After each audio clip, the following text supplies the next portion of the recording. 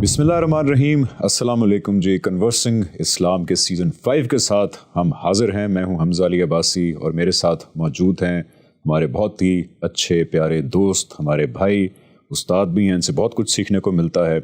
हमारे साथ मौजूद हैं जनाब हसन इलियास साहब। Thank you so much Hasan भाई, आपने दोबारा हमें वक्त दिया। आपका शुक्रिया। मेरा ख्याल है अभी सफ़र को 5 साल पर मुहित है। आप हर साल यहाँ आते हैं, सीखते हैं, बहुत मेहरबानी है। मैं यही तवज्जो ऑडियंस को दिलाने लगा था कि हसन भाई का ख्याल था पहले साल के एक प्रोग्राम करेंगे और इनकी हमारे से जान छुट जाएगी, लेकिन ऐसा हुआ नहीं।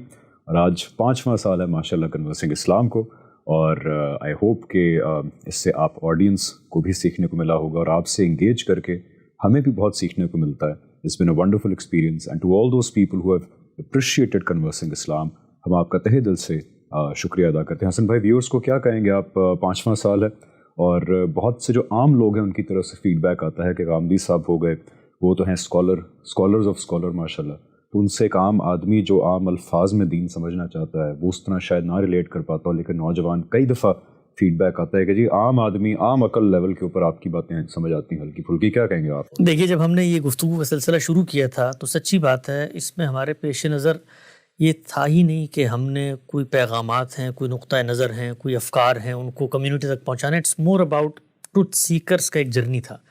आप दीन की तरफ आए, आपके जहन में कुछ सवालात पैदा हुए, मैं दीन की तरफ आया, मैंने दीन का मुताला किया।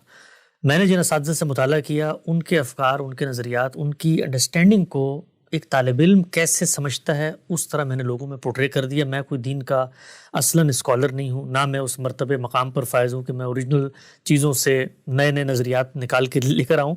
मेरा एक बहुत ही हम्बल सा तालिब इल्माना बैकग्राउंड है। मैं इस्तिफ़ादा करता हूँ और अपने उस्ताद जनाब जावेद अहमद गामदी साहब के साथ कमोवेश में जब 15 साल होने को हैं तो उनकी जो बातें हैं, जो वो बयान करते हैं, उनको समझ कर लोगों में तसहील के साथ, एक्सप्लेनेशन के साथ ज़रा खोल के आम अंदाज में बयान करने की कोशिश करता हूँ। तो मेरा ख्याल ये कि हम दोनों ने एक ही जगह से शुरू किया था और इसी जगह पे हमें रहना चाहिए, इसलिए कि जब आप इससे आगे बढ़ जाते हैं तो फिर अपनी कही हुई बात के दिफा में इंसान जीना शुरू कर देता है। हम लोगों ने जो कुछ इससे पहले बयान किया है, इट्स ऑल अबाउट अंडरस्टैंडिंग, और इसमें कोई बेहतर चीज़ सामने आएगी तो हम उसको सीखेंगे। कन्वर्सिंग इस्लाम का जो प्लेटफॉर्म है वो तलाश हक की जस्तजू, ट्रुथ सीकिंग का प्लेटफॉर्म है। ये किसी नुक्ता नज़र, किसी मसलक, किसी शख्स के नज़रियात के ब्लाग का प्लेटफॉर्म नहीं है। एब्सोल्युटली। और मैं कोशिश करूंगा कि इस सीज़न के एंड के ऊपर बड़ी इंटरेस्टिंग एपिसोड करें जहाँ पे हसन भाई की जर्नी थोड़ी डिस्कस की जाए कि कैसे इनका शदीद हार्ड कोर मदरसा बैकग्राउंड है, फिर डीप अरबी अदब की स्टडी है, उसके बाद आप किस तरह गामदी साहब की तरफ आए। तो इंशाल्लाह कोशिश करेंगे इस सीज़न की आखिरी जो एपिसोड होगी वो इनकी जर्नी से रिलेटेड होगी। आज की एपिसोड बहुत अहम है। आज की एपिसोड इसलिए बहुत अहम है कि जिस इशू के बारे में आज हम डिस्कस करेंगे उस इशू पे जो हमारे स्कूल ऑफ थॉट की, हमारे इदारे की राय है, वो कुछ हलकों के अंदर उसको समझने में ज़रा कुछ प्रॉब्लम्स आ रही हैं। तो इसलिए आज हम कोशिश करेंगे कि इस एक एपिसोड के अंदर हम उस टॉपिक को ऐसे डिस्कस करें कि हर पहलू को हम कवर करते चलें। वो टॉपिक बहुत अहम है। वो टॉपिक ये है कि नंबर 1, ख़त्म नबूवत का जो कॉन्सेप्ट है वो क्यों दीन के अंदर बहुत क्लियर है। There is absolutely no doubt about it. ख़त्म नबूवत का कॉन्सेप्ट जिस तरह कुरान में आया है, ओवरवेलमिंग नंबर ऑफ सही हदीस उसके बारे में है, और कोई गुंजाइश बाकी नहीं बचती ये तसव्वुर करने की कि आप सल्लल्लाहु अलैहि वसल्लम के बाद किसी किस्म का भी कोई नबी आ सकता है, चाहे वो ज़िल्ली हो, बरूज़ी हो, ताबे हो। नबूवत, रिसालत अपने हर मफ़हूम के अंदर आप सल्लल्लाहु अलैहि वसल्लम में ख़त्म हो गई। कुरान और सही अहादीस बहुत क्लियर है इस मामले में। ये डिस्कस करेंगे। हम ये भी डिस्कस करेंगे कि आखिर अल्लाह ताला ने ख़त्म नबूवत की क्यों इन द फर्स्ट प्लेस, क्यों ज़रूरत पेश आई नबूवत को और रिसालत को हर महीने में ख़त्म करने की। और फिर उसके बाद हम ये डिस्कस करेंगे इसी प्रोग्राम के अंदर कि आखिर कोई इंसान जो ये इतना कुफरिया अकीदा रख ले कि जी आप सल्लल्लाहु अलैहि वसल्लम के बाद भी किसी तरह की नबूवत हो सकती है, रिसालत हो सकती है, चाहे वो ज़िल्ली हो, बरूज़ी हो, जो भी हो, इतना कुफरिया अकीदा अगर इंसान को रखे, तो हम ये डिस्कस करेंगे कि हम क्यों ये मानते हैं कि हमें अल्लाह ताला ने सिर्फ़ इतनी इजाज़त दी है कि हम उस पे उसके अकीदे का कुफर वाज़े कर सकें दलाइल की बुनियाद पे, रीज़न की बुनियाद पे कि वो क्यों गलत है, सरीहन गलत है। लेकिन इसके आगे बढ़ के हमें अल्लाह ताला ने ये राइट नहीं दिया, इनफरादी सतह के ऊपर भी, रियासती सतह के ऊपर भी, कि हम उस इंसान को इस्लाम के दायरे से जो है वो बाहर निकाल दें। ये राइट हमारे पास नहीं है। इस पर अक्सर ये सवाल होता है कि जी अगर आप कह रहे हैं कुफर है और एक बंदा कुफर कर रहा है तो फिर हम काफिर क्यों ना कहें उसको। तो ये चीज़ आज हम डिस्कस करेंगे इंशाल्लाह। हसन भाई, मैं पहले आता हूँ, बहुत इंपॉर्टेंट टॉपिक्स हैं आज। पहले इस सवाल पे आता हूँ कि अल्लाह ताला ने आखिर ख़त्म नबूवत की क्यों, ज़रूरत क्यों महसूस है अल्लाह ताला को कि अब आप सल्लल्लाहु अलैहि वसल्लम के बाद हर तरह का नबी रसूल कोई भी नहीं आएगा। क्या इंसान को گائیڈنس کی ضرورت نہیں ہے آپ صلی اللہ علیہ وسلم کے بعد؟ انسان کہاں دیکھے اگر گائیڈنس چاہیے ہو؟ بالکل ٹھیک ہے. دیکھیے ختم نبوت اللہ تعالیٰ نے کیوں کی، اس کو جاننے سے پہلے ضروری ہے کہ ہم یہ جانیں کہ نبوت ہوتی کیا ہے جس کو ختم کر دیا گیا ہے. اللہ تعالیٰ کی جو اسکیم ہمیں اس کے اپنے الفاظ میں اس کے پیغمبروں کی وساطت سے ملتی ہے، اس کو پڑھ کے ہمارا نبوت کا کانسیپٹ ڈیولپ ہوتا ہے. اللہ تعالیٰ یہ کہتے ہیں کہ میں نے یہ چاہا کہ میں ایک مخلوق کو دنیا میں بھیجوں، ارادہ اختیار دوں، عقل و شعور دوں، اور پھر ان کا امتحان کروں. ان میں سے جو میرے کرائیٹیریا کے مطابق کامیاب ہوں ان کو جنت کا ابدی شہری بنا دوں. یہ اللہ تعالیٰ کی اسکیم تھی اور اس کا ایک نتیجہ وہ مرتب کرنا چاہتے تھے. اس کے لیے انہوں نے انسانوں کو پیدا کیا. پہلے انسان جس کو پیدا کیا، پیدا کرنے کے ساتھ ہی ایک اور معاملہ انہوں نے کیا. وہ یہ کہتے ہیں کہ میں نے پہلے انسان کو پیدا کرنے کے بعد جتنے انسان پیدا کرنے تھے ان سب کی ارواح کو اپنے سامنے پیش کیا اور ان سے ایک مکالمہ کیا اور ان کو یہ شعور اور یہ کانسیپٹ منتقل کیا. قرآن مجید نے ایک واقعے کی صورت میں ان انسانوں اور خدا کے مکالمے کو بیان کیا ہے، جس سے یہ واضح ہوتا ہے کہ جو اللہ تعالیٰ کی اسکیم تھی اس میں جو لوگ جانے تھے ان کی شخصیات کو اللہ تعالیٰ نے ایک کانسیپٹ منتقل کیا ہے. اور وہ کیا ہے؟ وہ پوچھا گیا ہے کہ تمہارا رب کون ہے؟ کیا میں تمہارا رب ہوں؟ تو ان سب نے اقرار کیا. تو اس کو ہم کہتے ہیں عہد الست. یہ ایک اہتمام ہوا ہے دنیا میں آنے سے پہلے. دوسرا اہتمام کیا ہوا ہے؟ اللہ نے ہمیں بھیجا ہے، تو بھیجنے کے بعد جانوروں کو بھی اللہ نے بھیجا ہے، حشرات الارض کو بھی اللہ نے بھیجا ہے. یہ درخت، یہ چرند، یہ پرند، یہ پہاڑ، یہ سب اللہ نہیں بنائے ہیں، نہریں، دریا، پانی، ندیاں. لیکن ہمیں اللہ نے کیا کیا؟ عقل دی اور شعور دیا. اللہ یہ کہتا ہے کہ میں نے تمہیں تمہارے بنانے کے بعد عقل میں یہ بات ڈالی کہ نیکی کیا ہے، بدی کیا ہے. اور جب میں نے انسانیت کا آغاز کیا تو پہلے انسان کو پیغمبر کے درجے پر فائز کر دیا، اس لیے کہ یوں نہیں ہو سکتا تھا کہ میں پہلے انسان کو ہی امتحان میں چھوڑ دیتا کیونکہ کل اس کا میں نے حساب کتاب کرنا ہے. تو میں نے اہتمام بھی کیا کہ پہلا شخص جس سے دنیا کا آغاز ہو رہا ہے وہ نبی ہے، وہ میری طرف سے پیغام لے کر آیا ہے، فطرت میں اس کی ہدایت موجود ہے، عہد ارس کا شعور اس کے پاس پس منظر میں موجود ہے. اللہ تعالیٰ یہ کہتے ہیں کہ وہ بھیج دیا میں نے، لیکن چونکہ جن کے پاس بھیجا تھا ان کے پاس ارادہ اختیار ہے، تو لوگوں نے اگر اس کی ہدایت جو کچھ اس کو دیا تھا اختلاف نہ کرتے تو شاید نبوت کا سلسلہ آگے جاری نہ ہوتا. اللہ تعالیٰ یہ کہتے ہیں کہ لوگوں نے اختلاف شروع کر دیا. جب اختلاف شروع کر دیا تو پھر میں نے پیغمبروں کا سلسلہ جاری فرمایا. فبعث اللہ النبیین مبشرین و منذرین. کیوں جاری فرمایا اور پھر کیا کیا؟ وہ کہتے ہیں اس لیے جاری فرمایا کہ میں ان کے ساتھ وَأَنزَلَ مَعَهُمُ الْكِتَابَ بِالْحَقِّ، میں ان کے ساتھ ایک کتاب بھیجتا تھا. کیوں بھیجتا تھا؟ لِيَحْكُمَ بَيْنَ النَّاسِ فِي مَا اخْتَلَفُوا فِيهِ، تاکہ جن معاملات میں اختلاف ہو رہا ہے وہ اس میں فیصلہ کر دیں. تو اب نبوت کا سلسلہ شروع ہو گیا اس لیے کہ اختلاف موجود تھا.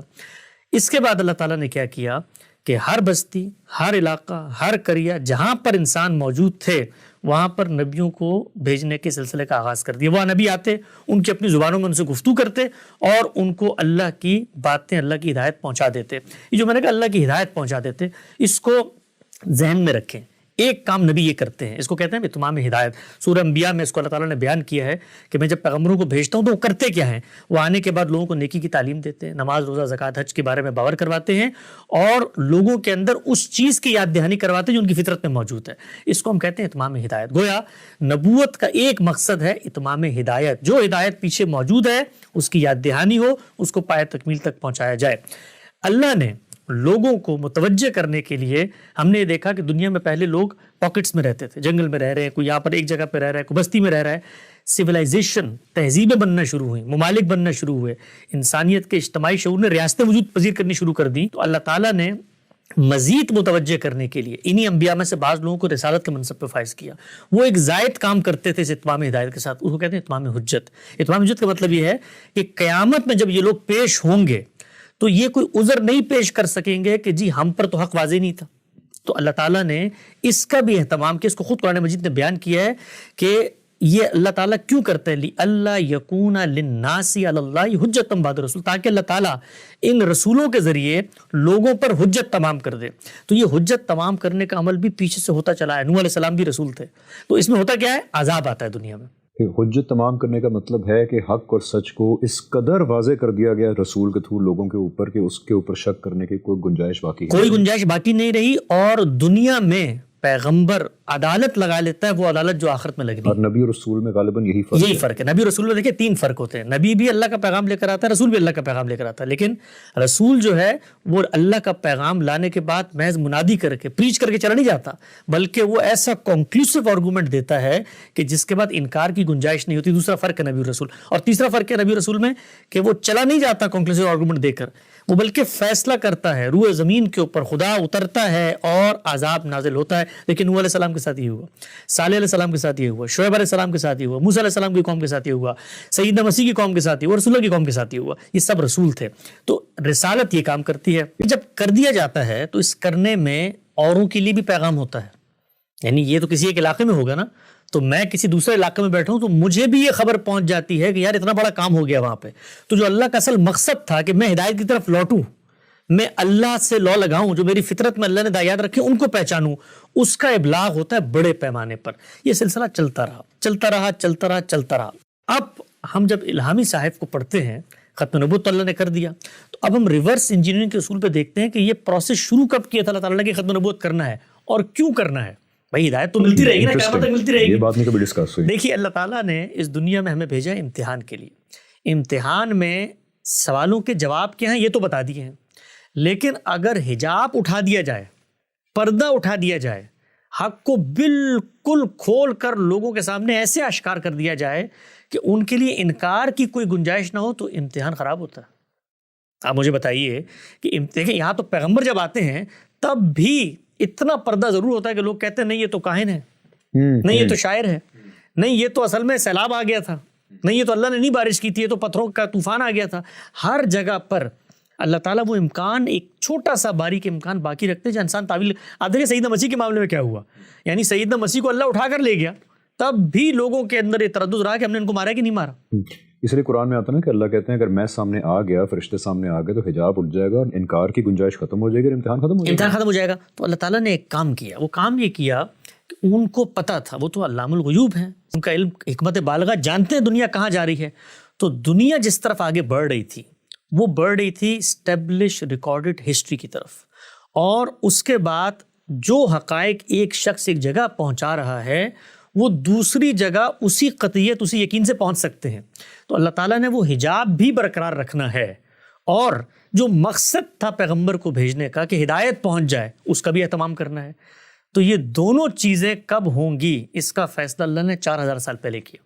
4000 سال پہلے اللہ کی اسکیم ختم نبوت کی شروع ہوتی ہے، جس وقت انہوں نے جو پرانی اسکیم تھی بستی بستی پیغمبر بھیجنے کی اس کو روک دیا، اور امام الرسل جناب سیدنا ابراہیم کا انتخاب کیا اور ان کو دنیا کے وسط میں لا کر آباد کر دیا، اور فیصلہ یہ کیا کہ اب میں ایسی 2 قوموں کو تشکیل دوں گا، ایسی 2 نسلیں وجود پذیر ہوں گی جو کام پیغمبر تنہا کھڑے ہو کے کرتا تھا، پوری کی پوری قوم وہی کام کر رہی ہوگی.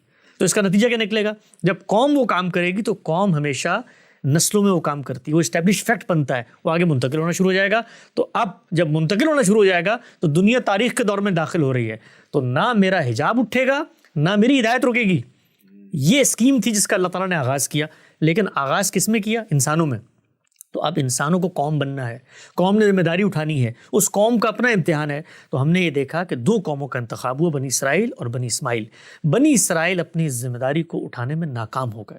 جب وہ ناکام ہو گئے تو آپ یہ دیکھیے کہ اس قوم پر اتمام حجت کرنے کے لیے کہ تمہیں میں نے قیامت تک کی ذمہ داری دے کے بھیجا ہے، اللہ تعالیٰ نے غیر معمولی واقعے کے سیدنا مسیح کو بھیجنے کی صورت میں آپ یہ دیکھیے وہاں حجاب اٹھتے ہوئے نظر آتے ہیں. بھائی بن باپ کے بندہ پیدا کر دیا، وہ بندہ مردوں کو زندہ کر رہا ہے، برس کے مریضوں کا علاج کر رہا ہے، تاکہ لوگوں کو توجہ ہو کہ یار یہ کتنا غیر معمولی کام ہے. بچپن میں بول پڑے گئے، ہمارے میں نبوت کا دعویٰ کر دیا، تب بھی وہ قوم نہیں مانی.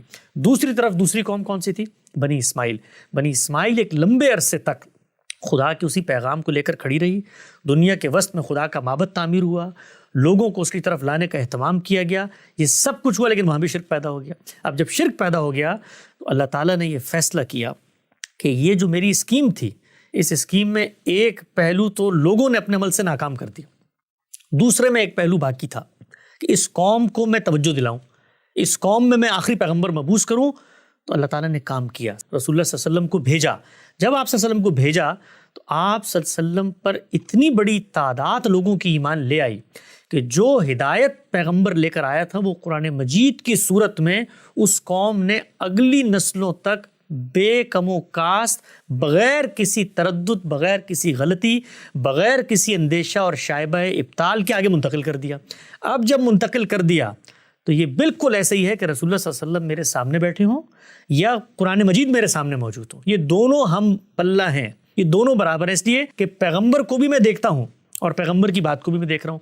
تو اللہ تعالیٰ نے اس موقع پر یہ فیصلہ کیا کہ پیغمبر جو کام کرنے آتے ہیں تمام ہدایت اور اتمام حجت، وہ حتمی طور پر دنیا کے اسٹیج پہ میں نے کر دیا ہے، اور کرنے کے بعد نسلوں میں اس کا پیغام جاری کر دیا ہے۔ اس وجہ سے اللہ تعالیٰ نے تاریخ کے اس دور میں نبوت کا خاتمہ کیا جہاں پر ہسٹری بھی ریکارڈ ہو رہی ہے، انسانیت کا شعور بھی اتنا اجاگر ہو گیا کہ وہ ہر جگہ پیغام کو پھیلا رہا ہے۔ آپ ذرا تصور کریں اگر آج کے دور میں پیغمبر موجود ہوتا اور وہ لائیو ٹی وی میں بیٹھ کے گفتگو کر رہا ہوتا اور وہ معجزات دکھا رہا ہوتا، آپ مجھے بتائیے کوئی حجاب باقی رہتا ہے امتحان کا؟ کچھ بھی باقی نہیں رہتا، پوری دنیا پہ کھل جاتا، پوری دنیا پہ کھل جاتا۔ تو وہ حجاب بھی باقی ہے کیونکہ امتحان ہے، لیکن ہدایت پہنچ گئی۔ تو اس وجہ سے اللہ تعالیٰ نے نبوت کا خاتمہ کیا۔ یہ اس بات کا بھی جواب ہے کہ اللہ تعالیٰ آج کے دور میں رسول اور نبی بھیج کے میریکلز کیوں نہیں کرتے تاکہ پوری دنیا لائیو ٹی وی کے تھرو وٹنس کر سکے، بیکاز پردہ اٹھانا مقصود نہیں ہے پوری دنیا کے سامنے، ورنہ امتحان ختم ہو جائے گا۔ بالکل ایسے ہی ہے۔ اگر میں صحیح سمجھ پایا ہوں تو آپ کہہ رہے ہیں کہ دو کام ہوتے ہیں نبی اور رسول کے، ایک تو اتمام ہدایت، یعنی کہ ہدایت کو پوری پرزرو طریقے سے لوگوں کے اندر پہنچا دیا جائے، وہ بھی آپ صلی اللہ علیہ وسلم کے اوپر کام کمپلیٹ ہو گیا، قرآن کریم سنت ہم تک بالکل محفوظ صورت میں پہنچ گئی۔ ایون جو آپ صلی اللہ علیہ وسلم کے ناقدین بھی ہیں وہ بھی یہ مانتے ہیں کہ بہرحال قرآن جو ہے بالکل پرزروڈ ہمارے تک پہنچ گیا۔ یہ کام پہلے کی امت نہیں اس طرح کر پائی۔ اور اتمام ہدایت کے بعد دوسرا کام تھا اتمام حجت، یعنی کہ اللہ تعالیٰ جو زمین کے اوپر اپنی عدالت لگا کے رسول کے تھرو آخرت کا سب سے بڑا ثبوت انسانیت کو دیتے ہیں، وہ بھی ہماری نون ہسٹری کے اندر ریکارڈ ہو گئی بات آپ صلی اللہ علیہ وسلم کے تھرو کہ کیسے آپ صلی اللہ علیہ وسلم آئے اپنی قوم کی طرف، اللہ تعالیٰ کی ججمنٹ کیسے برسی، نون ہسٹری کے اندر یہ سارا واقعہ ہوا۔ تو اتمام حجت یعنی پروف آف ججمنٹ ڈے بھی محفوظ ہو گیا، قوم بھی وہ بن گئی صحابہ کے تھرو جو اللہ تعالیٰ کو مطلوب تھا، رسول کے تھرو وہ قوم بنانا جو قیامت تک بنی اسماعیل جو ہے وہ اللہ تعالیٰ کے پیغام کو دنیا کے اندر لے کر کھڑی رہے گی۔ تو یہ سب جب آبجیکٹیوز کمپلیٹ ہو گئے تو اللہ تعالیٰ نے نبوت اور رسالت کا منصب پھر آپ صلی اللہ علیہ وسلم کے اوپر ختم کر دیا۔ سوال یہاں پیدا ہوتا ہے کہ آج پھر کوئی مسلمان کہے کہ جی ٹھیک ہے، اتمام ہدایت بھی کمپلیٹ ہو گئی، پروف آف ججمنٹ ڈے حجت بھی کمپلیٹ ہو گئی، قوم بھی کھڑی ہو گئی، پھر بھی آج میں اللہ تعالیٰ سے کچھ پوچھنا چاہوں تو میں کس سے بات کروں؟ اچھا نہ ہوتا کوئی نبی ہوتے جاتے کہتے کہ جی اللہ سے پوچھ کے بتاؤ تو ہماری ہدایت کا انتظام کرتے۔ آج کا مسلمان جس کی سیٹسفیکشن نہیں ہوتی اس کو کیٹیگوریکلی بتائیں کہ وہ کہاں جائے اللہ تعالیٰ کی ہدایت لینے کے لیے۔ دیکھیے، جس وقت اللہ تعالیٰ نے ختم نبوت کا فیصلہ کر لیا تو اس کا سب سے پہلا ناگزیر تقاضا کیا ہے؟ پہلا ناگزیر تقاضا یہ ہے کہ ہم صرف اس بات پر ایمان نہ لائیں کہ محمد رسول اللہ صلی اللہ علیہ وسلم رسول تھے، ہمیں 3 باتیں ہیں جو لازماً ماننی، اور یہ 3 باتیں ہماری ایمان کی بنیاد ہیں، اور ان 3 باتوں میں سے کسی ایک بات سے بھی اگر ہم انکار کریں گے تو ہم پیغمبر پر ایمان نہیں لا رہے، اگرچہ ہم ان کو اللہ کا رسول مانیں۔ پہلی چیز کیا ہے؟ پہلی چیز یہ ہے کہ محمد رسول اللہ صرف اللہ کے رسول نہیں ہیں بلکہ وہ اللہ کے آخری رسول ہیں۔ دوسری بات کیا ہے؟ محمد رسول اللہ صرف عربوں کے لیے نہیں آئے، کسی خاص علاقے میں نہیں ہے جیسے پہلے پیغمبر آتے تھے، وہ الی خلق کافہ پوری دنیا کے لیے آئے ہیں۔ اور تیسری بات ہمیں یہ ماننی ہے کہ محمد صلی اللہ علیہ وسلم جو ہیں، جو ہدایت لے کر آئے ہیں وہ ہدایت قیامت تک کی ہدایت ہے۔ اب اگر وہ قیامت تک کی ہدایت ہے، یہ میں نے کیوں کہا قیامت تک کی ہدایت؟ اس لیے کہ وہ ہدایت خود بتا رہی ہے، وہ خود بتا رہی ہے کہ قیامت تک کیا معاملات ہونے ہیں اب اس کے بعد، ان قوموں کے ساتھ کیا ہونا ہے جنہوں نے محمد کو نہیں مانا، ان قوموں کے ساتھ کیا ہونا ہے جنہوں نے مانا، ہر چیز حتمی طور پہ اس کتاب میں آ گئی۔ اب کوئی شخص یہ کہتا ہے کہ جی کسی اور کو بھی پیغمبر ہونا چاہیے ہے، تو سب سے پہلی بات اس پر ہم آتے ہیں کہ ضرورت کیسے پوری ہوگی۔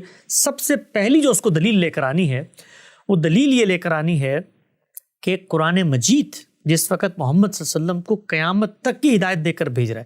آپ کو میں ایک دلچسپ بتاؤں، بنی اسرائیل کے اندر جب پیغمبر آتے تھے نا، پے در پہ اللہ تعالیٰ نے بھیجے، تو ہر پیغمبر آنے والے پیغمبر کی پیشن گوئی کرتا تھا، ٹھیک ہے۔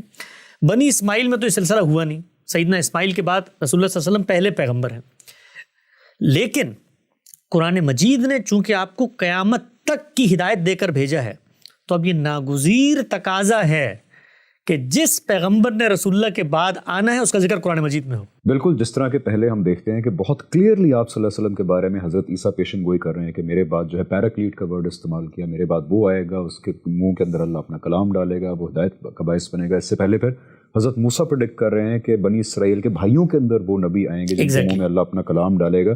لیکن ہم قرآن کے اندر دیکھتے ہیں کہ دور دور تک کوئی شائبہ تک موجود نہیں ہے اس چیز کا کہ آپ صلی اللہ علیہ وسلم کے بعد کوئی آئے گا، بلکہ آن انادر نوٹ اعلان کیا جا رہا ہے کہ آپ صلی اللہ علیہ وسلم خاتم النبیین ہیں. لیکن میں ایک اور بات یہاں پہ کرتا ہوں. قرآن مجید کی سورہ احزاب میں جس وقت سیدنا زید آپ کے متبنہ سے آپ کے متعلقہ کے نکاح کے موقع پر اللہ تعالیٰ نے یہ ہدایت دی ہے کہ محمد جو ہے وہ خاتم النبیین ہیں، اور اس موقع پر یہ نہیں ہو سکتا کہ ایک ایسی رسم جو تمہاری اپنی پیدا کردہ ہے اس کا خاتمہ نہ کرے، اس لیے کہ اس کے بعد تو یہ موقع نہیں ملے گا. اس موقع پر وہ ہدایت آئی ہے. میں آپ کو دین کے ایک دیانتدارانہ انداز میں طالب علم کی حیثیت سے ایک بات عرض کرتا ہوں.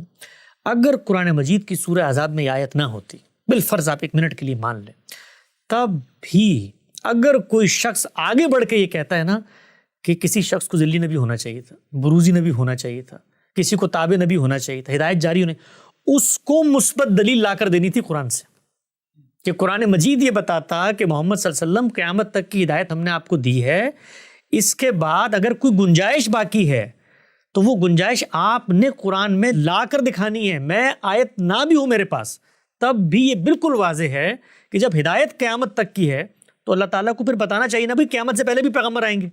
یہ تو اس کی ہدایت کا تقاضا ہے. آپ سمجھ رہے ہیں نقطے؟ یعنی اگر قرآن مجید کے اندر یہ آیت نہ بھی ہو تب بھی قرآن کی آیت کو یہ بات بتانی ہے کہ جو ہدایت محمد ہم تمہیں دے رہے ہیں یہ وقتی ہدایت ہے. بلکہ ایک اور آیت بھی ذہن میں آ گئی، اللہ تعالیٰ کہہ رہے ہیں کہ آج ہم نے تمہارے دین کو مکمل کر دیا ہے، الیوم اکملت لکم دینکم واتممت علیکم نعمتی، یہ سب کچھ کر دیا. تو یہ بات تو ہماری امت کا، ہماری ملت کا مشترکہ حافظہ ہے. اس کے اوپر تو کوئی سوال ہی نہیں ہو سکتا کہ رسالت مآب صلی اللہ علیہ وسلم کے رخصت ہونے کے بعد روئے زمین پر کوئی شخص پیغمبری کا دعویٰ بھی کر سکتا ہے. ہم اس پہ ہنسیں گے، ہم مذاق سمجھیں گے اس بات کو، اس لیے کہ دین نے بتانا تھا پیغمبر آنا ہے. دین تو کہہ رہا ہے قیامت تک کی حتمی اطاعت اور قول فیصل اور میزان اور فرقان اور حکم اور معینہ، یہ سب کچھ لا کے میں نے دے دیا. تو بھائی قرآن مجید میں وہ آیتیں کہاں ہیں جن میں یہ لکھا گیا ہو کہ بھائی یہ ہدایت اس وقت تک کے لیے ہے جب تک میں اگلا پیغمبر نہیں بھیج دیتا. تو قرآن کا تو صفحہ صفحہ، لفظ لفظ، آیت بتا رہی ہے کہ یہ نذیر للعالمین ہے، جہان والوں کے لیے ایک نذیر ہے. اس کے بعد آئیے ختم نبوت کی آیت پہ. جس وقت اللہ تعالیٰ نے یہ کہا کہ پیغمبر صلی اللہ علیہ وسلم جو ہیں وہ انبیاء کی مہر ہیں، سیلڈ آف دی پروفٹ، خاتم کا لفظ آتا ہے نا. اچھا اس میں آپ کو میں دلچسپ بتاؤں، اللہ تعالیٰ جس وقت کچھ حقائق کو روئے زمین پر منتقل کرنا چاہتے ہیں نا تو اس میں کوئی ابہام باقی نہیں رکھتے. وہ لوگ کہ جنہوں نے اس زمین پر پیغمبر صلی اللہ علیہ وسلم کے رخصت ہونے کے بعد ذلی، بروزی، تابع، غیر تشریعی نبی ہونے کا دعویٰ بھی کیا، ان میں سے کوئی ایک بھی اس آیت کے مفہوم میں خرابی نہیں پیدا کر سکتا. وہ یہی ترجمہ کر رہا ہے کہ آپ سیل آف دی پروفٹ ہیں. اب ہوتا کیا ہے؟ ہوتا یہ ہے کہ وہ یہ کہتے ہیں کہ جو سیل کا مطلب ہے، ایک تو یہ ہے کہ جی مہر لگا کے آپ نے معاملے کو بند کر دیا، تو یہ اس مفہوم میں بھی تو آ سکتی ہے نا کہ یہ مہر تصدیق کے لیے ہے. گویا جو بھی پیغمبر آئے گا اس کو محمد صلی اللہ علیہ وسلم کی تائید حاصل ہوگی، ان کی مہر حاصل ہوگی. تو ہم آج یہ دعویٰ کر رہے ہیں کہ ہم پیغمبر ہیں، ہمیں پیغمبر صلی اللہ علیہ وسلم نے تصویب دے دی ہے، تائید دے دی، ہم ان کے تابع ہیں. ذل کا مطلب کیا ہوتا ہے؟ سایہ. بروز وہی حقیقت جو وہاں تھی وہ جاری ہو گئی. تو ہماری امت میں بڑے بڑے گمراہ فتنے پیدا ہوئے. آپ کو تصوف کی روایت میں پورا نقطہ نظر ملتا ہے جس کو ابن عربی، شیخ عبد القادر جیلانی، یہ باقی لوگ بیان کرتے ہیں. وہ کیا ہے؟ وہ یہ ہے کہ نبوت کا جو خاتمہ ہوا ہے وہ صرف ایک پہلو سے ہوا ہے. وہ کیا ہے؟ صوفیہ کہتے ہیں تشریع نبوت کا خاتمہ، وہ غیر تشریع تو بھی جاری ہے. قادیانی صاحب غالباً صوفی مسلک سے تھے. اب ان کے کیا معاملہ ہوا اس کو میں آگے بیان کرتا ہوں. تو یہ چیز انہوں نے پیدا کر دی، انحراف. جب یہ انحراف پیدا کر دیا تو اب تو قرآن نے فیصلہ کرا نا، ہم قرآن کے پاس جائیں گے. کیا قرآن مجید جس وقت آپ کو نبیوں کی مہر قرار دے رہا ہے تو آپ کا جو دوسرا مفہوم ہے کہ ہو سکتا ہے کوئی اور بھی آ جائے اس کی تصدیق رسول اللہ صلی اللہ علیہ وسلم کر لیں، تو وہ تصدیق تو اس کتاب کے اندر ہونی ہے نا بھائی. رسول اللہ کہاں سے تصدیق کریں گے آج آ کر؟ آپ مجھے بتائیں. میں نعوذ باللہ اگر کھڑے ہو کے آج دعویٰ کرتا ہوں کہ جی اللہ تعالیٰ نے مجھ پر بھی وحی کر دی ہے، اور خاتم النبیین کا مطلب یہ ہے کہ پروفٹ صلی اللہ علیہ وسلم، رسول اللہ صلی اللہ علیہ وسلم نبیوں کی مہر تھے، اور مہر کا مطلب یہ ہے کہ ان کی تصدیق سے میں نبی بنوں گا. تو میں کہاں سے تصدیق لے کر آؤں گا اپنی؟ اس وقت تو پیغمبر موجود نہیں ہے. تو ایک ہی طریقہ تصدیق کا، وہ اللہ کی کتاب ہے. تو آپ یہ بتائیے کہ اللہ کی کتاب نے کہیں پہ یہ کہا ہو کہ جی نبوت تو اس پہلو سے میں نے ختم کی ہے، باقی پہلوؤں سے تصدیقیں ہوتی رہیں گی، وہ یہ پہلو ہیں. Very important point. تو کوئی ایک بھی نقطہ نہیں ہے. تو ہمارے یہاں صوفیاء کے اندر یہ انحراف پیدا ہوا. اسی طریقے سے بعض لوگوں نے سیدنا مسیح اور مہدی کے نزول ثانی کے بارے میں بعض تصورات پیدا کیے، اس میں کچھ انحرافات پیدا ہوئے. مرزا غلام احمد صاحب قادیانی کے ہاں انحرافات اور اسی طریقے سے ختم نبوت کے تصور کے اندر جو مختلف نوعیت کی خرافات پیدا ہوئیں وہ کمبینیشنز کا مجموعہ ہے. کچھ چیزیں انہوں نے صوفیاء سے لی کہ بھئی غیر تشریعی نبوت ہے، کچھ چیزیں نے رسول اللہ صلی اللہ علیہ وسلم سے منسوب روایات سے لی کہ ایک مسیح نے تو آنا ہی ہے، ایک مہدی نے تو آنا ہی ہے. کچھ چیزیں انہوں نے ہندو تصوف کے فلسفے سے لی، جس طرح اوتار کے اندر وحدت الوجود کے تصور میں کائنات میں تجسیم ہو کے ظہور ہو جاتا ہے، تو اس پہلو کو ذل اور بروز کے دعووں سے انہوں نے شامل کرنے کی کوشش کی. تو ایک کمبینیشن آف گمراہی وجود میں آیا.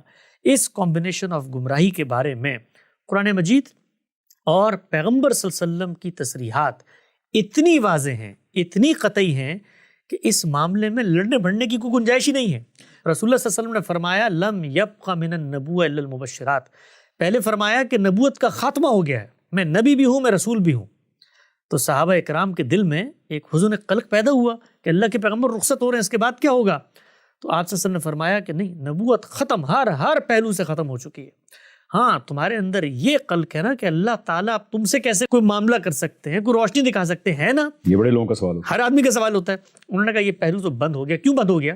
اس لیے بند ہو گیا کہ رابطے کا جو مقصد تھا وہ مقصد میں پورا کر چکا ہوں بھائی. قرآن مجید میں نے تمہیں دے دیا، اب اس کو پڑھو تو رابطہ بحال ہے.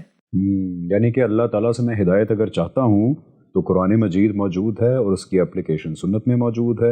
اگر اور بھی کسی کو ڈیٹیل چاہیے ہو تو آپ صلی اللہ علیہ وسلم کے متعلق جو ہسٹوریکل ریکارڈ ہے، حدیث کا ریکارڈ ہے، اس کے اندر اپلیکیشن اور ڈیٹیلز موجود ہیں. تو یہاں سے جو ہے انسان کو ہدایت پانے کی کوشش کرنی چاہیے. اب یہی تا قیامت ذرائع ہیں، اب کوئی ڈائریکٹ رابطے کی گنجائش جو ہے رابطہ اگر آپ نے کسی مقصد سے کرنا ہے تو رابطہ تو کرنا ہے ہدایت لینے کے لیے. تو ہدایت تمہیں دے کر جا رہا ہوں.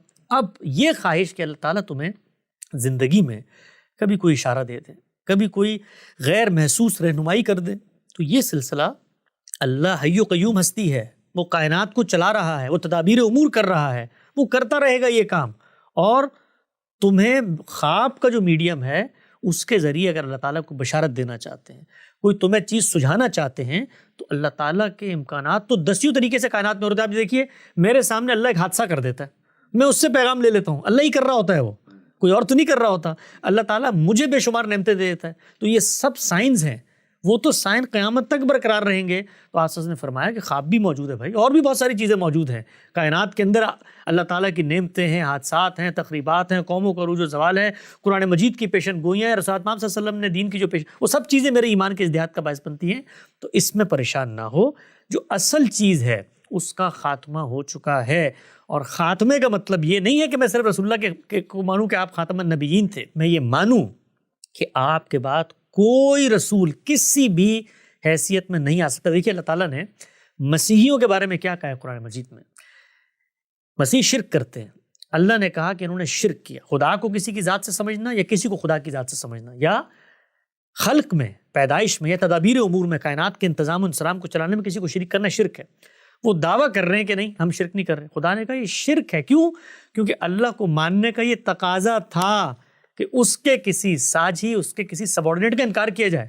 یہ نہیں ہو سکتا کہ میں کہوں میں اللہ کو مانتا ہوں اور سیدنا مسیح اس کے بیٹے ہیں. اسی طریقے سے ختم نبوت پر آپ کا ایمان نہیں ہوگا اگر آپ یہ مانیں کہ رسول اللہ صلی اللہ علیہ وسلم کے بعد کسی نہ کسی پہلو سے حقیقت محمدیہ کا ظہور ہو جائے گا، کسی نہ کسی پہلو سے غیر تشریعی نبی آ جائیں گے، کسی نہ کسی پہلو سے ذلی بروزی اور اس طرح کے تصورات ہم پیدا کر لیں. یہ ختم نبوت اس وجہ سے ہم مرزا غلام احمد صاحب قادیانی ہوں یا کوئی اور دنیا میں شخص ہو، آج ہے، کل ہے، ماضی میں گزرا یا پیدا ہوگا، ان سب کے اس طرح کے دعووں کو کھلا کفر کہتے ہیں. یہ کوئی مولویانہ فتویٰ نہیں ہے بھائی، جو ہمارے چھوٹی چھوٹی بات پہ لوگ کفر فسق کا فرق. یہ قرآن مجید کا ناگزیر تقاضا ہے. ہم مسلمان نہیں ہو سکتے حقیقت میں. دیکھیے قرآن مجید نے ان کو کیا کہا، یہ کہتے ہیں ہم اللہ پر ایمان لائے، وما ہم بمؤمنین، نہیں لائے یہ اللہ پر ایمان، گویا حقیقت میں ایمان نہیں لائے. تو یہ ہے عقیدہ ختم نبوت یہ ہے میرے ایمان کی بنیاد. جو شخص اس میں سوئی کے برابر انحراف کرتا ہے وہ حقیقت میں عقیدہ ختم نبوت کو نہیں مان رہا. بالکل حسن بھائی، آئی تھنک کہ آپ نے تو بہت شدت سے یہ واضح کر دیا ہے کہ قرآن کی روح سے اور احادیث، ظاہری بات ہے ساری احادیث یہاں بیان نہیں کی جا سکتی بیکاز وہ اتنی زیادہ ہیں کہ میرا خیال ہے آدھا گھنٹہ پونا گھنٹہ تو پھر وہ حدیثیں بیان کرنے میں لگ جائے گا، جہاں آپ صلی اللہ علیہ وسلم نے کوئی کسر نہیں چھوڑی یہ بات واضح کرنے کے اندر کہ کیوں ہر طرح کی نبوت رسالت آپ صلی اللہ علیہ وسلم پہ ختم ہو چکی ہے. قرآن بہت کلیئر ہے اس بارے میں، اور جو لوگ اس آیت کی غلط تعبیر کرتے ہیں خاتم النبیین کی، ان کے پاس بھی وہ کرائیٹیریا لوز ہو جاتا اپنی بات کو پروف کرنے کا، بیکاز قرآن کے اندر کوئی ایسا کرائیٹیریا یا کوئی اشارہ موجود نہیں ہے کہ آپ صلی اللہ علیہ وسلم کے بعد کوئی نبی آئے گا اور اس کا یہ کرائیٹیریا ہوگا اس کے نبی یا رسول ماننے کا. سو مطلب کوئی انلیس آپ کا پہلے سے بائسڈ مائنڈ ہو یا آپ کے ذہن کے اندر اس طرح نالج نہ محکم ہو تو پھر آپ شاید ان عقیدوں کی طرف جا سکتے ہیں. لیکن اگر بالکل آپ 2+2 4 کی طرح دیکھیں تو واقعی اسلام کے اندر، قرآن کے اندر، حدیث کے اندر کوئی گنجائش نہیں بچتی کہ آپ صلی اللہ علیہ وسلم کے بعد کسی کے بارے میں تصور قائم کیا جائے کہ وہ ہدایت ڈائریکٹلی اوپر سے پا رہا ہے، وہ کسی قسم کا نبی ہے یا رسول ہے. یہ تو ایک میں اور بات کرتا چلوں کہ آپ نے تو بالکل ہی بلڈوزر پھیر دیا ہے تمام، کیونکہ قادیانیز کے علاوہ کچھ اور قائد بھی ہیں جو یہ سمجھتے ہیں کہ کچھ گنجائش ہے آپ صلی اللہ علیہ وسلم کے بعد، تو آپ نے تو ان کے اوپر بھی بلڈوزر پھیر دیا. اور یہاں میرا یہ سوال آتا ہے کہ اگر یہ اتنا کفریہ عقیدہ ہے، یعنی کہ اتنے ہی یہ اسلام کے خلاف ہے، کفر ہے، اتنا خلاف ہے، تو پھر جو اس عقیدے کے ماننے والے ہیں کہ آپ صلی اللہ علیہ وسلم کے بعد نبی اور رسول ہیں، تو ان کو پھر جب اسلام سے نکال کے کافر قرار دیا جاتا ہے تو پھر سب سے بلند آواز آپ کی کیوں ہوتی ہے اس چیز کے خلاف؟ بہت اہم سوال ہے. دیکھیے اس سوال پہ ذرا ٹھنڈے دل و دماغ سے ہم گفتگو کرتے ہیں. عام طور پر جس وقت ہم بتاتے ہیں احمدی حضرات ہوں یا اور بھی بہت سارے نقطہ نظر ہیں، اس وقت میں ان کو یہاں زیر بحث نہیں لے کر آتا، ورنہ بہت بڑے بڑے لوگوں کی عقیدتوں پر بہت ضربیں اور بڑی آنچیں آئیں گی، اس لیے کہ وہ لوگ ہیں کہ جن کو توحید کا ریپریزنٹیٹیو بنا کر بیان کیا جاتا ہے، اور ان کے عقائد کی اگر تحلیل کی جائے تو اس میں صریح شرک بھی ہے اور صریح کفر بھی ہے. اس پہ ہم انشاءاللہ الگ سے بات کریں گے. لیکن اس طبقے، اس کمیونٹی کے بارے میں بالخصوص لوگ ہمیں عام طور پہ یہ کہتے ہیں کہ جب ہم تکفیر کرتے ہیں یا ریاست ان کی تکفیر کرتی ہے اور ہم ان کو مسلمانوں کی کمیونٹی سے الگ کرتے ہیں اور اس وجہ سے کرتے ہیں کہ اتنا بڑا انحراف ہے، تو آپ لوگوں کو کیا پریشانی لاحق ہے کہ آپ لوگ آ جاتے ہیں میدان میں اور ہمیں روکنے کی کوشش کرتے ہیں. ہمیں جب آپ روکتے ہیں تو پھر ہم اس کا یہ نتیجہ کیوں نہ نکالیں کہ آپ لوگوں کے دل میں ان کے لیے کوئی نرمی ہے، یا آپ لوگوں کے دل میں ان کا جو انحراف ہے اس کی سنگینی اس قدر واضح نہیں ہے. تو میں بہت ہی ہمبل طالب علمانہ انداز میں بات کو سمجھیں، اس کے بعد اختلاف کرنا ہے اختلاف کریں. ہمارا پرابلم کیا ہے اس پرابلم کو میں آپ کو سمجھاتا ہوں. یہ تو واضح ہو گیا کہ یہ کھلا کفر ہے، اس میں کوئی انکار کی گنجائش ہی نہیں ہے. یہاں تک ہم نے کہہ دیا کہ کوئی اس تصور میں ادنا انحراف پیدا کرتا ہے تو حقیقت میں وہ ختم نبوت کا قائل ہی نہیں ہے. یہ سب کچھ ہو گیا. اس کے بعد ہمیں دو چیزیں دیکھنی ہیں. پہلی چیز یہ دیکھنی ہے کہ میں دنیا میں کیا اختیارات لے کر آیا ہوں بطور انسان کے. اللہ تعالیٰ نے اس دنیا میں پیغمبروں کو جب مبعوث کیا تو مبعوث کرنے کے بعد جو مخاطبین تھے ان کے بارے میں ایک اسکیم آف تھاٹ ہے جس کو اپنی کتابوں میں منتقل کیا ہے. وہ کیا ہے کہ پیغمبر کا انکار کرو گے تو سزا ملے گی. ٹھیک ہے، اب یہ ناگزیر تقاضا ہے کہ پیغمبر کے سامنے جو مجرمین ہیں ان کی تعین کی جائے، بتایا جائے کہ بھئی یہ مجرم ہیں، انہوں نے انکار کیا ہے اور اب ان کے اوپر عذاب کا کوڑا برسے گا. گویا وہاں پر تکفیر کرنا بھی، اور اگر کوئی خود کافر ہو کر کھڑا ہوا ہے تو اس کے اوپر سزا کا اطلاق کرنا بھی ناگزیر تقاضا ہے. تو پیغمبروں کے باب میں تو یہ ہونا ہے عمل. یعنی کہ رسول کیونکہ دنیا کے اندر اللہ کی عدالت بن کے آتا ہے اپنے مخاطبین کے لیے، اور رسول کا انکار کرنے والوں کو دنیا کے اندر سزا دی جانی ہے، اس لیے ضروری ہے کہ رسول کے جو امیجیٹ مخاطبین ہیں ان کے اندر تکفیر کی جائے، بتایا جائے کہ یہ کافر ہیں اور ان کو کفر کی بنیاد پہ سزا دی جائے. یہ رسول کی امیجیٹ آڈینس کے لیے بالکل ایسے ہی. اب دیکھیے جو رسول اللہ صلی اللہ علیہ وسلم کی امیجیٹ آڈینس تھی یا کسی بھی پیغمبر کی امیجیٹ آڈینس تھی، آپ ان کے بیانات کو نکال کر پڑھیں. قرآن مجید نے حکایت کی، ہم نے 23 اعتراضات کی سیریز میں تکفیر پہ کوئی 15-20 گھنٹے گفتگو کر کے وہ تمام مقامات پیش کی ہیں. وہ جو گروہ سامنے موجود ہے نا، وہ اپنے بارے میں یہ کہتا ہے کہ ہم کافر ہیں، ہم انکار کرتے ہیں، ہم تمہاری اس ہدایت کو نہیں مانتے. یہ بھی نہیں کہتے صرف اس کے بعد کہ ہم اس ہدایت کا خاتمہ کریں گے، بلکہ ہم آگے بڑھ کے تمہیں قتل کر دیں گے. تو انہوں نے اپنے عمل سے اس رول کو تسلیم کر لیا جس رول پر اللہ کا عذاب آنا ہے. تو اب جو کام پیغمبر نے کرنا تھا بتانا تھا نا، پیغمبر نے خود بتایا ہے کہ بھائی ان سے الگ ہو جاؤ. جعل اللہ رزق تحت ظل رمی، اللہ نے یہ میرا رزق تلوار کے سائے میں رکھ دیا، ان کو ماروں گا، مال فے ملے گا اور اس سے زندگی کا گزر بسر ہوگا. وجعل الصغار علی من خالف امری، ذلت اور محرومی اور محکومی ہے جس نے میری مخالفت کی. من تشبہ بقوم فہو منہ، ان کی شباہت بھی اختیار کی، انہی میں سے ہو گئے. وحشر معہم، جس طرح حضرت نوح علیہ السلام کا انکار کرنے والوں پہ اللہ کا فلڈ کے تھرو عذاب آیا تھا، نیچرل ڈیزاسٹرز آئے تھے، اس طرح حضور اکرم صلی اللہ علیہ وسلم کا جنہوں نے انکار کیا تھا سورہ توبہ میں اعلان کیا گیا کہ ان کے اوپر اللہ کا عذاب جو ہے وہ صحابہ کی تلواروں سے ہے. اب دیکھیں نوح علیہ السلام کے جو مخاطبین ہیں، آپ نے قرآن مجید میں ان کے بیانات پڑھے ہوں گے. کیا وہ یہ کہہ رہے ہیں نوح علیہ السلام کو کہ جی میں تو آپ کو پیغمبر مانتا ہوں اور آپ کو پیغمبر ماننے کے بعد، اپنے آپ کو مسلمان کہنے کے بعد میرا آپ سے کچھ اختلاف ہے نبوت کے تصور پر؟ کیا وہ یہ کہہ رہے ہیں؟ رسول اللہ صلی اللہ علیہ وسلم کے مخاطبین یہ کہہ رہے ہیں. آپ صلی اللہ علیہ وسلم کے سامنے جو مشرکین عرب موجود ہیں، کیا وہ یہ کہہ رہے ہیں؟ وہ تو یہ کہہ رہے ہیں کہ ما نعبدوہ الا لیقربونا الی، ہم شرک کو دین بنائیں گے، شرک ہمارا دین ہے. کیوں دین ہے اس کی دلیل پیش کر رہے ہیں. تو مخاطبین میں کون کافر ہے انکار کرنے والا؟ وہ خود کھڑے ہوئے ہیں کہ ہم کافر ہیں، وہ دعویٰ کر رہے ہیں. اچھا جب وہ دعویٰ کر رہے ہیں تو وہ دعویٰ نہ بھی کریں تب بھی اللہ نے جو کفار کے ساتھ معاملہ کرنا ہے پیغمبر کی موجودگی میں وہ ہو کر رہے گا. وہ معاملہ تو ہو گیا، ان کے ساتھ جو ہونا تھا وہ ہو گیا، اللہ کی عدالت لگ گئی. انکار کرنے والوں نے انکار کیا. یہاں تک کہا قرآن مجید نے کہ یہ کافر تھا. اقرار بھی، جس وقت تلوار منہ پہ آ گئی اور یہ اس وقت کہتا ہے کہ مجھے امان دو، میں بات سننا چاہتا ہوں، الگ کر دو اس کو، اس لیے کہ وہ اپنے بیان میں اب کافر نہیں رہا. وہ یہ کہہ رہے کہ میں انکار کرنے والا. جو شخص ہے اس کا دعویٰ معتبر ہوگا. اگر وہ منافق ہے تو ان کے لیے اللہ تعالیٰ نے الگ کیٹیگری بنا دی. بھائی وہ بتا دیا کہ دل میں نفاق ہے. کیا ان کے ساتھ وہی معاملہ کیا جو کفار کے ساتھ کیا؟ کیوں نہیں کیا؟ کیوں نہیں کیا گیا؟ اس لیے کہ وہ اپنے دعوے میں، اپنے ظاہر میں وہاں نہیں کھڑے ہوئے تھے جہاں کفار کھڑے ہوئے تھے. تو پہلی بات جو میں نے کی وہ یہ کہ یہ دنیا میں میرا رول کیا ہے. اگر تو میں پیغمبر صلی اللہ علیہ وسلم کی جماعت اور صحابہ کی جماعت میں کھڑا ہوا ہوں جن کے ساتھ اللہ کی خاص سنت کا ظہور ہونا تھا، تو میں اس خدمت میں آگے بڑھ کے تعین کا کام کروں، اور اس میں مجھ سے اگر کوئی غلطی ہو جائے تو اللہ تعالیٰ مجھے بتا دے. یہ کام میں نے کرنا نہیں ہے. دوسری بات، جن لوگوں کے ساتھ کرنا تھا وہ تو انکار کی جگہ پر خود کھڑے ہوئے تھے. اب میں کون ہوں اور یہ کون ہے؟ میں اس وقت ایک ایسا مسلمان ہوں جس کو جو بھی حق ایکسرسائز کرنا ہے اس کی تصویر پہلے اللہ سے چاہیے. مجھے قرآن مجید نے کسی شخص کے مشرک ہونے کے، کسی شخص کے کافر ہونے کا فیصلہ کرنے کی کوئی اتھارٹی ابھی نہیں دی. پیغمبر کو دی تھی، اس کی جماعت کو دی تھی، مجھے نہیں دی. تو ہمیں سب سے پہلے جو سوال پیدا ہوتا ہے وہ یہ کہ وہ قرآن مجید کا حکم نامہ لے کر آئیے ہمارے پاس، جس میں مجھے اللہ تعالیٰ یہ کہے کہ تم نے اب وہ فیصلے کرنے ہیں جو پیغمبر کر کے گیا تھا. اور پیغمبر نے جب کافر قرار دیا تھا یا انہوں نے خود اپنے آپ کو کافر مانا تھا تو کچھ چیزوں کا اطلاق ہوا تھا بھائی ان کے اوپر. ان کو زمین پر مارا گیا، ان کو محکوم بنایا گیا، ان سے جزیہ لیا گیا، ان کو جلا وطن کیا گیا. تو یہ سارے کام اگر میں نے کرنے ہیں تو میں بھی آج تعین کروں. تو ہم یہ کہتے ہیں کہ ہمیں اللہ نے اس کا حق نہیں دیا. یہ پہلی بات. دوسری چیز، جو سامنے گروہ موجود ہے وہ اپنے بارے میں کیا کہتا ہے، میں نے اس کے ساتھ کچھ تو معاملہ کرنا ہے نا، نکاح بھی کرنا ہے، شادیاں بھی کرنی ہیں، معاملات بھی کرنے ہیں. اگر ریاست میں ہے تو اس کے بارے میں یہ بھی سوچنا ہے کہ بھئی یہ کیا ہے. تو میں اس سے پوچھوں گا جا کر وہ کیا ہے، وہ کیا کہتا ہے اپنے بارے میں. وہ کہتا ہے میں مسلمان ہوں، میں اللہ کو مانتا ہوں، میں رسول کو مانتا ہوں، میں ختم نبوت پر ایمان رکھتا ہوں، اور میں اس سے آگے بڑھ کے تمہاری فقہ حنفی کو بھی مانتا ہوں، میں مسلمان ہوں.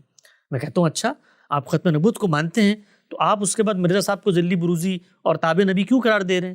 تو وہ یہ کہتا ہے کہ جی یہ میں اس لیے قرار دے رہا ہوں کہ ختم نبوت کی جو آیت تھی اس کا میرے نزدیک مفہوم یہ ہے، تعویل کرتا ہے. یا رسول اللہ صلی اللہ علیہ وسلم کی جو حدیث تھی اس کا میرے نزدیک مفہوم یہ ہے. تو میں اس کو آگے بڑھ کے کہوں گا کہ جو مفہوم آپ بیان کر رہے ہیں یہ کھلا کفر ہے. جو مفہوم آپ وحدت الوجود کے بارے میں بیان کر رہے ہیں یہ کھلا شرک ہے.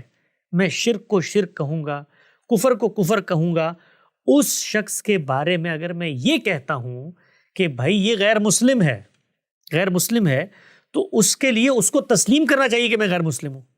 کیسے تسلیم کرنا چاہیے؟ کہ وہ کہے کہ میں اللہ کو نہیں مانتا اور میں ختم نبوت کو نہیں مانتا. وہ کہہ رہا ہے میں مانتا ہوں. آپ دیکھیے قرآن مجید میں اللہ تعالیٰ نے کہا یہ مسیحی شرک کر رہے ہیں، یہ اللہ کا انکار کرتے ہیں. تب بھی مسیحیوں کی جو شناخت تھی نا میں اہل کتاب ہے اس کو چیلنج نہیں کیا. اللہ نے کہا یہ اہل کتاب ہے، کہنا تو یہ چاہیے تھا بھائی کتاب میں تو کہاں لکھا ہوا شرک کرنا. اس میں ایک مثال دیتے تھے جی کہ ہمارے ہاں ایک بہت بڑا طبقہ ہے جو اپنے آپ کو مسلمان کہتا ہے، وہ مسلمان ہیں بھی، جو کہ ایسے کام کرتے ہیں جو بالکل بلیک اینڈ وائٹ شرک ہے، جیسے قبروں پہ سجدے کرنا، قبروں سے مانگنا، نام لے لے کے مانگنا کہ یا غوث مجھے یہ عطا کر دے. آپ کو پتہ ہی ہے کہ یہ کون لوگ ہیں. اب ہمارے نزدیک، اب ایک بہت بڑے طبقے کے نزدیک، وہ جو کر رہے ہیں وہ کھلا شرک ہے. کھلا شرک ہے. مطلب اس سے اب شرک اور بلیک اینڈ وائٹ ہو نہیں سکتا کہ اللہ تعالیٰ نے اپنا اتھارٹی ڈیلیگیٹ کی ہوئی آگے لوگوں کو، ان سے مانگے جا کے آپ جیسے اللہ سے مانگتے ہیں. تو آپ بیسکلی کہہ رہے ہیں کہ ایسے لوگ جن کو میں دیکھتا ہوں کہ یار یہ آپ کیا شرک کر رہے ہو، قبروں سے مانگ رہے ہو، مردہ لوگوں سے مانگ رہے ہو، مجھے صرف یہ اختیار ہے کہ میں ان پہ ان کی جو وہ حرکت کر رہے ہیں اس کا شرک واضح کروں، لیکن اس سے آگے بڑھ کے میں ان کو کہوں کہ نہیں تم کافر ہو اور تم اپنے آپ کو بھی کافر کہو، یہ آپ کہہ رہے ہیں کہ مجھے اختیار نہیں ہے. بالکل بھی نہیں ہے. دیکھیے اس میں ایک اور پہلو میں آپ پر واضح کرتا ہوں.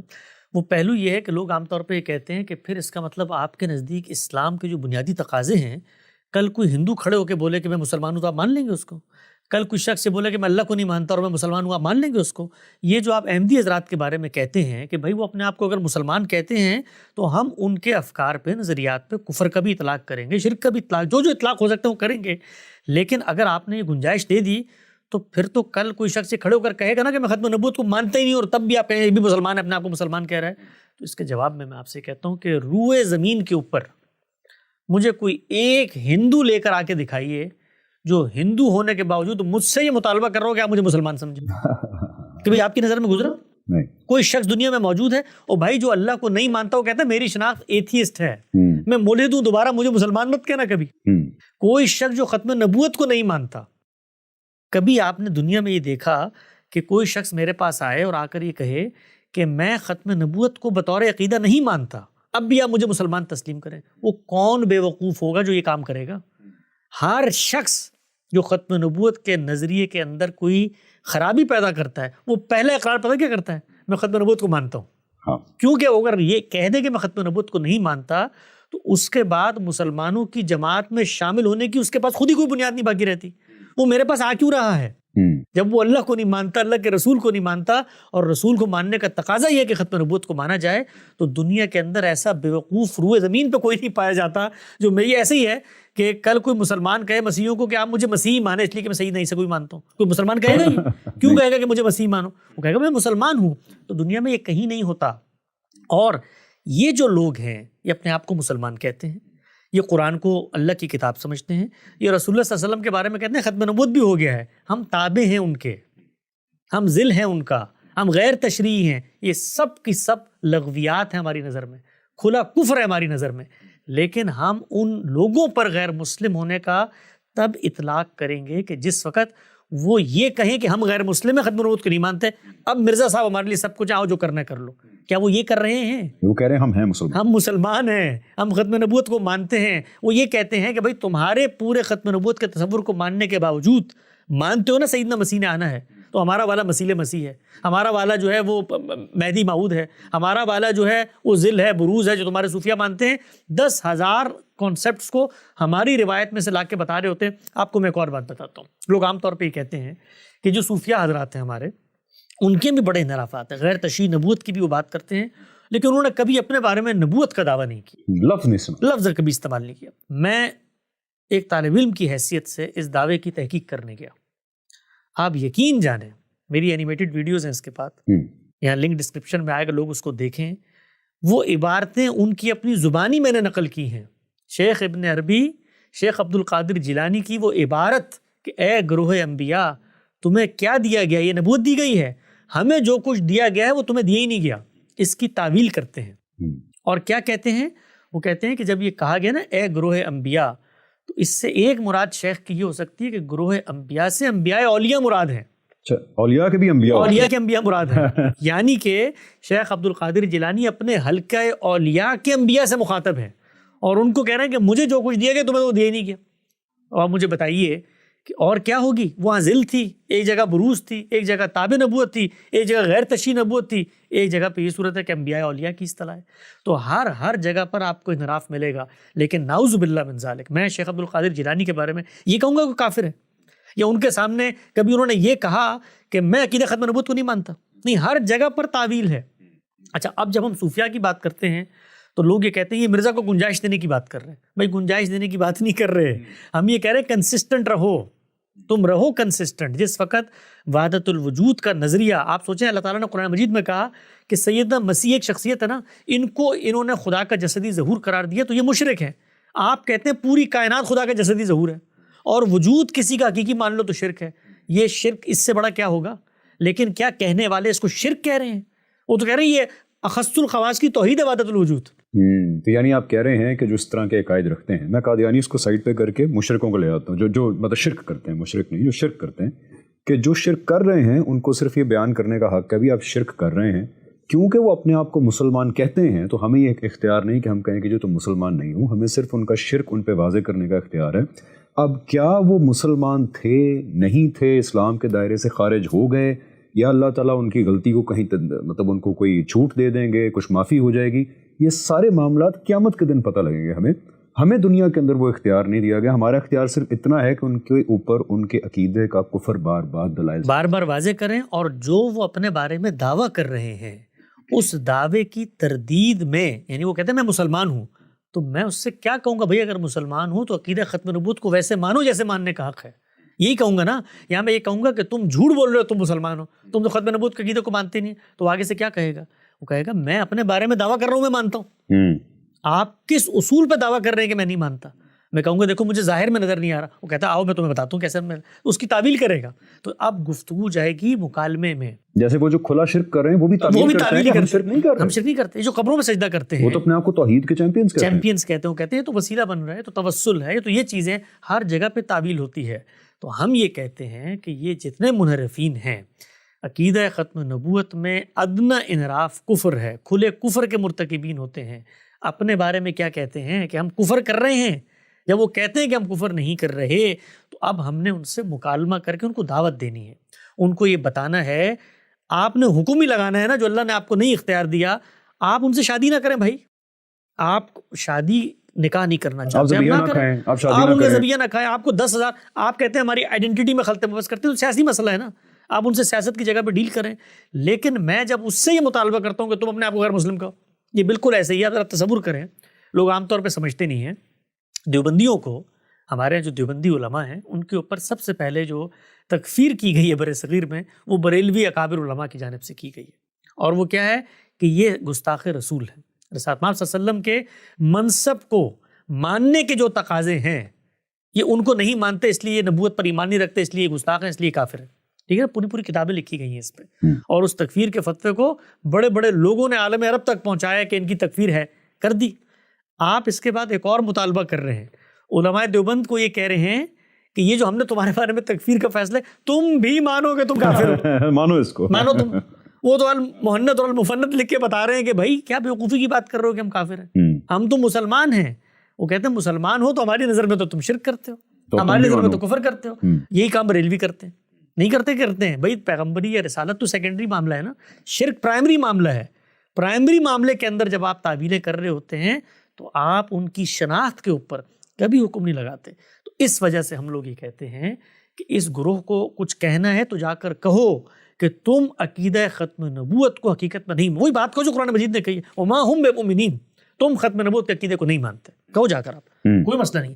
لیکن آپ کہیں تم غیر مسلم ہو, تو کہے گا میں مسلمان ہونے کا دعویٰ کر رہا ہوں, تم میرے بارے میں کیسے حکم لگا سکتے ہو؟ نہیں لگا سکتے. یہ حکم لگانے کا اختیار ہمیں اللہ نے نہیں دیا.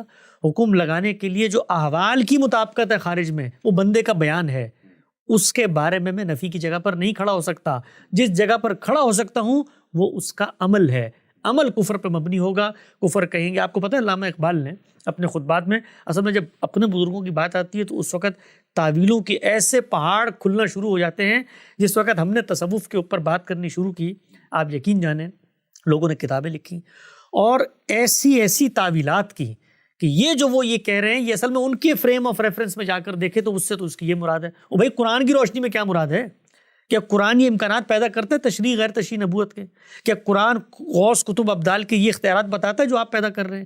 کیا قرآن یہ بتاتا ہے کہ پیغمبر کے بعد کائنات کی زمام لوگوں کو دے دی جائے گی, اچھا ان کو ایک طرف کریں؟ یہ شیعہ حضرات کیا کرتے ہیں, یعنی پیغمبر صلی اللہ علیہ وسلم کے بعد وہ کہتے ہیں کہ قیامت تک اللہ تعالیٰ نے ریاست کا حکمران کیا ہوگا اس کا فیصلہ کر دیا, اور وہ معصوم عن الخطا ہے.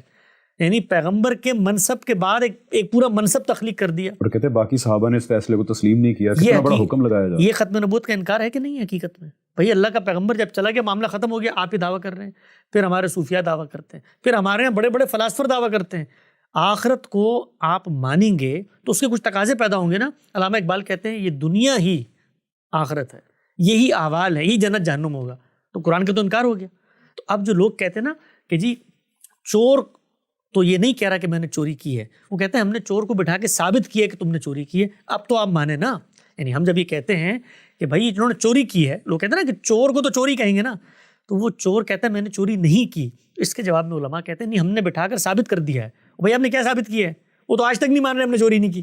وہ تو آپ نے یہ ثابت کیا کہ آپ کے نزدیک عقیدہ ختم نبوت سے انحراف ہو گیا. یعنی کہ آپ نے ثابت کر دیا کہ اس نے چوری کی ہے, پھر بھی وہ کہہ رہا ہے کہ میں نے چوری نہیں کی. اب جج آئے گا اور جج ہی فیصلہ کرے گا, اور جج تو قیامت کے دن آئے گا. قیامت کے دن آئے گا. وہ جو کہتے ہیں نا پارلیمنٹ نے فیصلہ کر دیا, وہ پارلیمنٹ پہلے استقرار حق لے کر آئے اللہ تعالیٰ سے. کہ پارلیمنٹ کو یہ حق دیا کس نے کہ لوگوں کو دنیا کے اندر یہ فیصلہ کرے, یہ حق اللہ نے دیا, اس کے بعد جمہوریت نے دیا. نیشن اسٹیٹ کے اندر اس طرح ہم لوگوں کے کفر و ایمان کا فیصلہ کرتے ہیں. اب ایک سوال ہے یہاں پہ, اور میرے آخری 2 سوال رہ گئے, اس کے بعد ہم اختتام کی طرف جاتے ہیں. یہاں سوال یہ ہے کہ بالکل ٹھیک ہے, یہ بات مان لی کہ ہر مسلک کے کچھ ایسے عقائد ہیں جس کے بارے میں دوسرا مسلک یہ کہتا رہا ہے ہسٹوریکلی کہ ان عقائد کی بنیاد پہ یہ اسلام کے دائرے سے باہر ہیں. ایک بہت بڑی تاریخ ہے فتووں کی بھی, تکفیر کی بھی. اب کچھ میرا خیال ہے مسلمانوں کو ٹھنڈ پڑ گئی ہے ماڈرن زمانوں کے اندر, لیکن ایک بہت بڑی تاریخ ہے جہاں پہ ہر مسلک دوسرے کی تکفیر کرتا رہا ہے. لیکن یہاں پہ آرگومنٹ یہ کیا جاتا ہے کہ جہاں پہ قادیانیوں کی بات ہے, احمدیوں کی بات ہے, تو وہاں پرنسپل یہ انووک کیا جاتا ہے کہ جی یہ ان کے معاملے میں تو ساروں نے مل کے تکفیر کر دی ان کی, سب کہہ رہے ہیں کہ یہ کفر ہے. تو اس سچویشن کے اندر پھر کیوں نہ, اگر سارے کہہ رہے ہیں تو کر دیا جائے. تو کیا یہ پرنسپل ٹھیک ہے کہ اگر میجورٹی ایک گروپ آف پیپل کو کہے کہ ان کا عقیدہ کفری ہے تو ان کو اسلام سے باہر کیا جا سکتا ہے؟ پرنسپل ٹھیک ہے, کہیں قرآن میں یہ پرنسپل بیان کیا گیا ہے؟ اکثریت کی بنیاد پر حق و باطل کا فیصلہ ہوتا ہی نہیں ہے. اکثریت کی بنیاد پہ جب غلط بھی فیصلہ ہو جائے تو اس کو مانا جاتا ہے. ہم مانتے ہیں اس وقت قادیانیوں سے ہم شادی کرتے ہیں؟ نہیں کرتے. ہم اس وقت جب آئی ڈی کارڈ لینے جاتے ہیں وہاں لکھتے ہیں, سب کچھ مانتے ہیں کیونکہ فیصلہ کر دیا. فیصلہ غلط بھی ہو تب بھی مانا جاتا ہے. لوگ عام طور پہ کہتے ہیں نا کہ جی یہ پارلیمنٹ کا فیصلہ خدا کا فیصلہ نہیں ہوتا. خود علماء دوسری جگہ رو رہے ہوتے ہیں کہ پارلیمنٹ کو اختیار نہیں ہونا چاہیے, جی کل یہ ہم جنس پرستی کو جائز قرار دے دے گی. یہ تھوڑی ہو سکتا ہے کہ لوگوں کو ہم اختیار دے دیں. تو لوگوں کا کوئی بھی اختیار جنہوں نے ایکسرسائز کیا ہے اس سے اختلاف بھی ہو سکتا ہے. اس پر ہم یہ تو ضرور کہیں گے کہ جب فیصلہ ہو گیا تو انارکی پیدا نہیں کریں گے. تو یہ جو معاملہ ان کے ساتھ ہوا نا کہ سب نے مل کر کیا, تو یہ ٹھیک ہے کہ سب نے مل کر کیا, لیکن یہ سب کو مل کر کرنے پر جو مجبور کرنے والی قوت ہے وہ بھی یہ خود ہے. یعنی احمدی حضرات, میں نے پچھلے دنوں ایک انٹرویو میں کہا کہ ان لوگوں نے اس چیز کا آغاز کیا ہے, پہلے نام الگ کیا. یہ جتنے باقی لوگ تھے ان کے انحرافات پائے جاتے تھے, لیکن یہ لوگ سیاست میں بھی آئے, انہوں نے الگ خطہ ارض حاصل کرنے کی بھی کوشش کی. کہہ رہے ہیں کہ احمدیز نے پہلے تکفیر کر دی. احمدیز تکفیر لوگ عام طور پہ کہتے ہیں جی وہ محمد حسین بٹالوی ایک عالم تھے, اہل حدیث عالم تھے, انہوں نے جو ہے اس کا آغاز کیا تھا انفرادی سطح پر. تو آج ہمارے اوپر 10 لوگوں نے تکفیر کے فتوے لگائے ہوئے. ہر مولوی پہ بھائی دو علماء دیوبند میں بھی تو تکفیر ہوئی ہے. کہنے سے مراد یہ تھی کہ منظم سطح پر تکفیر. کیا کسی ادارے نے, اس زمانے میں مسلم لیگ موجود ہے, اس زمانے میں دارالعلوم دیوبند موجود ہے, اس زمانے میں جمعیت علماء ہند موجود ہے, جو مسلمانوں کی سیاسی قیادت ہے, ان لوگوں نے تکفیر کی. ایک شخص نے اٹھ کر فتوے کا آغاز کیا, اس نے لوگوں سے دستخط لے لیے. علماء شروع میں ان کے بارے میں یہی رائے رکھتے تھے کہ یار یہ تصوف ہے, یہ کچھ ہندو فلسفہ مل گیا ہے, کچھ اس طرح سے ابن عربی کی چیزیں ہیں, یہ ملا جلا کے ایک شخص جو ہے اس طرح کے انحرافات کر رہا ہے, اس کو اگنور کیا جائے.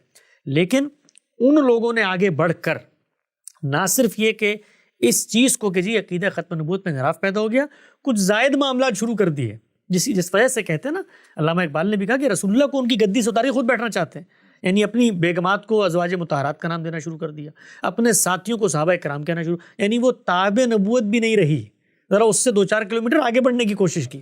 پھر اس کے بعد سلطنت کا حصول, اور آگے بڑھ کر یہاں تک کہہ دیا کہ جو ہماری وہی جو مجھ پر آئی اس کو نہیں مانتا. مرزا بشیر الدین محمود کی میں نے کتاب کے اقتباسات پیش کیے تھے, آج تک کوئی تعویل نہیں کی احمدیوں نے, اس کی کوئی تعویل نہیں کر سکے. وہ لوگ کہہ رہے ہیں اس وقت کہ جی یہ تو وہ یہ بات کر رہے ہیں جو فقہ کے اندر آتی ہے, کفر دون الکفر, مطلب آپ مسلمان ہوتے ہوئے کسی کفر کا ارتکاب کر دیں تو وہ اتنا بڑا کفر نہیں ہے کہ آپ دائرہ اسلام سے خارج. یہ نہیں کہہ رہے میرے صاحب بشیر الدین محمود, وہ اپنی کتاب آئینہ صداقت میں یہ کہہ رہے ہیں کہ یہ وہی کا انکار ہے, یہ وہی کے انکار والا کفر ہے, یہ فقہ کا وہ کفر دون کفر نہیں ہے. تو انہوں نے اس کا آغاز کیا. اس کے بعد مسلمانوں نے ایک جذباتی سیاسی رد عمل دکھایا. ہمارا اس کے بارے میں موقف یہ ہے کہ ایک شخص بیوقوفی کرے، ایک گروہ بیوقوفی کرے تو جواب میں ہمیں بیوقوفی نہیں کرنی چاہیے، پہلی بات۔ دوسری بات، اس کا حق ہمیں دین نے نہیں دیا۔ یہ پرنسپل کہیں بیان نہیں ہوا کہ میجورٹی اگر کسی کو کافر کہے تو اس کو اسلام سے نکالا جا سکتا ہے، کہیں ایز اے میکنزم بیان کیا گیا قرآن میں؟ جو میکنزم کے طور پہ بیان ہوا ہے وہ یہ ہے کہ کسی کلمہ گو کی تکفیر نہیں ہوگی، کسی قبلہ رو کی تکفیر نہیں ہوگی، کسی مسلمان جو اپنے بارے میں مسلمان ہونے کا دعویٰ کر رہا ہے، رسول اللہ صلی اللہ علیہ وسلم نے فرمایا اگر تم اس کی تکفیر کرو گے تو اللہ کی نظر میں تم کافر ہو جاؤ گے۔ سب چیزیں اس کے الٹ بیان کی گئی ہیں۔ تو اس وجہ سے ہم لوگ یہ کہتے ہیں کہ ان لوگوں کو دعوت دیں، اور یہ جو عقیدہ ختم نبوت ہے بھائی، یہ کوئی دین کے فہم کی چیز نہیں ہے کہ اس میں امت کے اندر یہ تو قرآن کی قطعی نصوص سے ایک چیز ثابت ہے۔ ان کو دعوت دیں، ان کی نئی نسلوں کو قریب کریں۔ یہ جو مظلومیت کا طوق ہوتا ہے نا، اس کے بعد دل اور دماغ بند ہو جاتے ہیں، وہ یہ سمجھتے ہیں کہ ان لوگوں کے پاس ہمارے دعووں کا جواب نہیں ہے، اس لیے کہ ہمارے گھروں کو مسجدوں کو آگ لگاتے ہیں۔ تو ہم یہ کہتے ہیں ان کو دعوت دیں۔ ایک گاؤں سے اٹھنے والی تحریک تھی، ماضی میں بھی ایسی تحریکیں اٹھیں، لیکن امت عقیدہ ختم نبوت کے دفاع میں متحد کھڑی ہوئی ہے، آج بھی کھڑی ہوئی ہے اکثریت۔ تو اکثریت کو دعوت دینے کا کام کرنا چاہیے بجائے فتویٰ لگانے۔ بالکل ٹھیک ہے حسن بھائی، آخر میں ایک اور چیز پوچھوں گا، لیکن اس سے پہلے دو باتیں کی سمری میں بیان کروں گا کہ آئی تھنک یہ بات بہت حد تک واضح ہو گئی کہ ہمیں لوگوں کے کفر ان پہ واضح کرنے کی اجازت ہے۔ اگر ہمیں لگے کہ کوئی شرک کر رہا ہے یا ختم نبوت کا قائل نہیں ہے تو ہمیں اس کا جو بلیف ہے، اس کی غلطی اس پہ واضح کرنے کا اختیار ہے، اس کو اسلام سے نکالنے کا اختیار نہیں ہے۔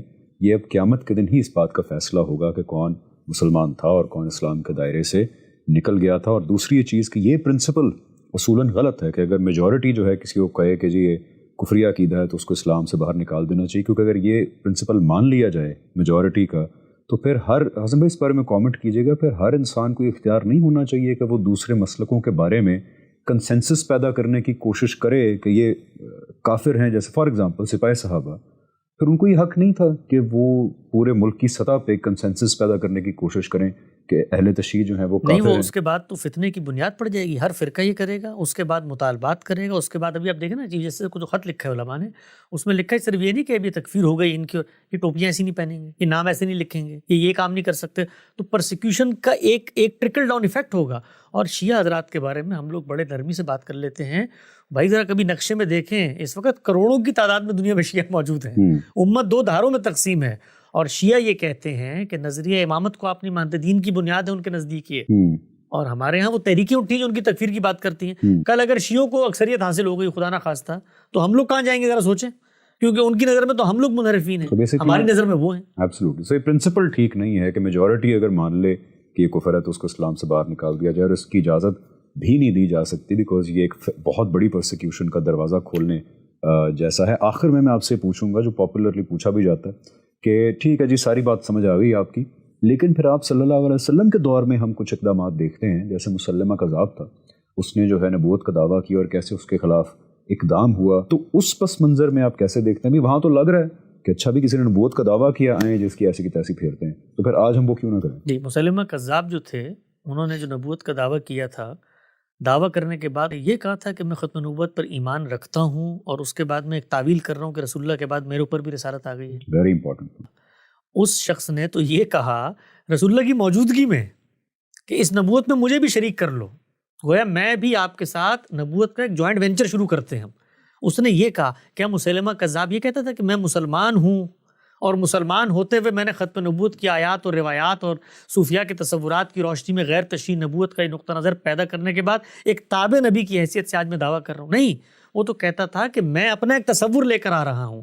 تو پہلی بات جو مماثلت پیدا کی جا رہی ہے مسلمہ کذاب سے اور مسلمانوں کے ان گروہوں سے، صرف احمدیوں کو مت شامل کریں نا، مسلمانوں کے ان گروہوں سے جن کے ہاں شرک یا کفر پایا جاتا ہے، تو ان دونوں کی موافقت پیدا نہیں ہوتی، کہ اس لیے مسلمہ کذاب مسلمان بن کے نہیں کھڑا ہوا تھا۔ یہ پہلی بات۔ دوسری بات یہ ہے کہ سیدنا ابوبکر کے زمانے میں جس وقت اس کا خاتمہ کیا گیا، تو یہ بات ذہن میں رکھیں کہ مسلمہ کذاب کوئی نبوت کا دعویٰ نہ کرتا اور پرسکون انداز میں عرب میں بیٹھ کر گھر کے اندر اپنی مالا جبرا ہوتا، تب بھی اس کا یہ انجام ہونا تو جو ہوا۔ کیوں؟ کیونکہ پیغمبر کے جو مخاطبین ہوتے ہیں، اتمام حجت کے بعد میں نے عرض کیا تھا کہ اتمام حجت کے بعد دنیا میں عدالت لگتی ہے، دنیا میں عذاب آتا ہے، تو وہ پیغمبر کے مخاطبین پر آیا جنہوں نے انکار کیا، انکار کرنے کے بعد بعض اقرار کرنے والے لوگ بھی موجود تھے جو مومنین ہوئے، وہ اگر بعد میں انکار کر دیتے ہیں، مرتدین ہو جاتے ہیں، تو ان پر بھی اسی سزا کا نفاذ ہوگا۔ تو یہ لوگ جو پہلے مسلمان تھے پھر مرتد ہو گئے، اور مرتد ہونے کے بعد صحابہ کرام کے دور میں موجود تھے، تو پیغمبر کے اسی مشن، اسی قانون اتمام حجت کے تحت ان کو قتل کیا گیا ہے۔ آج کوئی شخص یہ کام کرتا ہے تو میرے پاس خدا کی جانب سے یہ اختیار نہیں ہے کہ میں اس کی جان لوں گا۔ بالکل ٹھیک ہے حسن بھائی، میرا خیال ہے یہ بات واضح ہو گئی کہ مسلمہ کذاب ٹائپ کے لوگوں کو ایک تو سزا دی گئی اس بات پہ کہ وہ ایک پیرالل نبوت کا دعویٰ لے کے کھڑے ہو گئے۔ انہوں نے کبھی یہ نہیں کہا کہ میں مسلمان ہوں اور میں تعویل کرتا ہوں۔ دوسرا ریزن سب سے امپورٹنٹ یہ کہ رسول کے جو امیجیٹ مخاطبین ہیں ان کے اوپر اللہ کا ایک فیصلہ تھا جس کو نافذ کیا گیا، اور یہ جو رضا وارز ہوتی ہیں جو حضرت ابو بکر نے جن کے خلاف اقدام کیا، وہ بھی وہی لوگ تھے جو رسول کے امیجیٹ مخاطبین تھے، ان کے اوپر اللہ کا فیصلہ نافذ ہو رہا تھا۔ مسلمہ کذاب اگر گھر میں بھی بیٹھا ہوتا، آپ نے صحیح کا نبوت کا اعلان نہ بھی کیا ہوتا، لیکن وہ رسول کا انکار کر چکا ہوتا تو اس پہ یہی والی سزا نافذ ہونی تھی۔ سورہ توبہ میں آتا ہے کہ ان کو چن چن کے قتل کیا جائے جنہوں نے رسول کا انکار کیا، یا پھر جنہوں نے اقرار کیا اور پھر انکار کیا ان پہ بھی یہ سزا دوبارہ نافذ ہوگی۔ تھینک یو سو مچ حسن بھائی، میرا خیال آج بڑی تفصیل سے ہم نے اس موقف کو، ہمارے موقف کو جو ہے ایکسپلین کرنے کی کوشش کی ہے، اینڈ آئی ہوپ کہ وہ لوگ جو جن کو یہ سمجھ نہیں آ رہا تھا، مشکل پیش آ رہی تھی، ان کے لیے کچھ بینیفٹ ہوگا آج کے ایپیسوڈ سے۔ پلیز اپنے جو اوپینینز ہیں ان کو کامنٹس میں ضرور شیئر کیجیے گا، کیونکہ یہ معاملہ بہت آج کل جو ہے یہ ریلیونٹ ہے۔